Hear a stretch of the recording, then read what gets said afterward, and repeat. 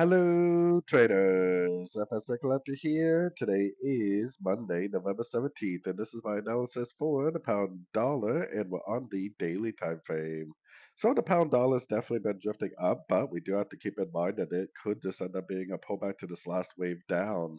We are sitting at the 38%, so if it does break down by any one of these Fibonacci levels, then we definitely want to stop looking for longs and go back to looking for shorts because there is definitely a chance that it goes down to one of these much lower Fibonacci extension levels. So taking it all the way down to the 1 hour time frame, the pound dollar definitely is looking very overlapping, very corrective, meaning that it definitely could eventually end up breaking to the downside. Right now, the most recent structure for me is right here. That's the 4 hour time frame structure.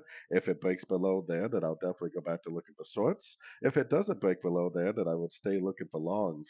It's very sideways right now. It does almost seem like maybe it could make another push down, and then if it just ends up making another higher low, maybe at a Fibonacci retracement level, then I would go long again. If it pushes down and breaks structure, then that might most likely would tell me that this pullback on the daily time frame is complete and that we need to go back to looking for shorts because the daily time frame trend is definitely down. So anyways, don't forget to check out my website linked over here in the corner. And as always, thank you for watching and happy trading.